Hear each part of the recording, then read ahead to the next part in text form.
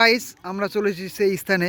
দেখুন পুরো সামনেটা ফাঁকা মাঠ এবং দেখতে পাচ্ছেন ওই দূরে দেখুন ঝাপঝাপসা দেখাচ্ছে, এগুলো হচ্ছে বাংলাদেশের building. Guys welcome back to our channel. আজ আপনাদেরকে নিয়ে যাব ভারত বাংলাদেশের সীমান্তবর্তী গ্রাম চরখানপুর, এবং আমি আজকে ভারত থেকে দেখব চরখানপুরের দৃশ্য। যে আমরা অনেক আলোচনা শুনেছি আজিজুল ভাইয়ের মুখ থেকে, অনেক তার প্রাকৃতিক দৃশ্য সম্পর্কে শুনেছি, তাদের অর্থনৈতিক সমস্ত কিছু শুনেছি। তো আজকে ভারত থেকে দেখার চেষ্টা করব সেই চরখানপুরকে। তো চলুন আজকে আপনাদেরকে নিয়ে যাই। রাহুল এবং আমার পাশে রয়েছে জয়দুল। তো আমরা দুজন মিলে যাবো আজকে সেইখানে। আজকে ভিডিও খুব ভালো লাগে। তো আমরা এবার চরখানপুরের উদ্দেশ্যে রওনা দিয়েছি। দেখুন বাম সাইডে যে ফাঁকা মাঠটি দেখছেন, সেই ফাঁকা মাঠটা পেরিয়ে গেলেই কিন্তু চরখানপুর পড়বে সেই বাংলাদেশে।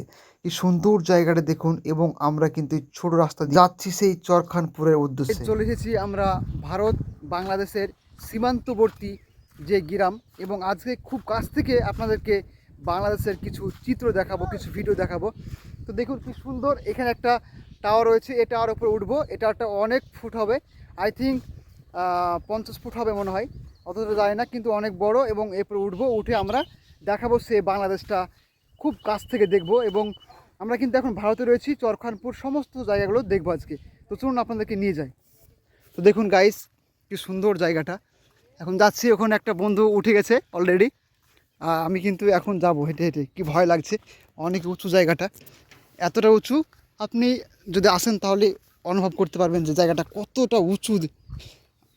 দেখুন এরকম সিঁড়িগুলো প্রায় ভেঙে গেছে। দেখুন এখন কিন্তু উঠবো উপর দিয়ে।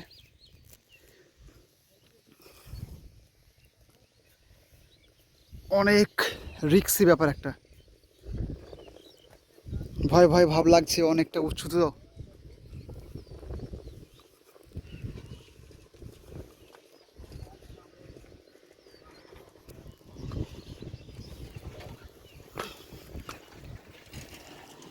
তো দেখুন কত উঁচু বিল্ডিংটা, দেখুন কত উঁচু টাওয়ার, এবং সব ওপরে কিন্তু উঠতে হবে দেখতে গেলে। আর দেখুন ভিউ দেখুন গাইজ, কি সুন্দর পরিবেশটা। তো গাইজ দেখুন আমরা কিন্তু এখন ওপরে রয়েছি সেই টাওয়ারটার উপরে, আর কি ভিউ দেখুন, পুরো চার সাইডটা দেখুন অনেক সুন্দর। আর দেখুন দেখুন কত নিচুটা দেখুন। আর আজকে কিন্তু আমরা উঠেছি, ভয় ভয় লাগছিল পুরো। এখানে রয়েছে, তোমার কেমন লাগছে? হ্যাঁ ভয় লাগার ব্যাপার। হ্যাঁ এদিকে বাংলাদেশ, রাজশাহী শহর, পুরো রাজশাহী শহরটা কেমন, মানে অনুভূতিটা কেমন হচ্ছে? অনেক অনুভূতি, ভালো লাগছে। ভারত থেকে বাংলাদেশ দেখতে পাচ্ছি, অনেক খুশি। দেখুন গাইজ ওই দূরে আছে, আজকে কুয়াশার জন্য খুব একটা ভালো বোঝা যাচ্ছে না, তবে হালকা হালকা বোঝা যাচ্ছে বিল্ডিংগুলো সাদা সাদা কালারের। কি সুন্দর জায়গাটা।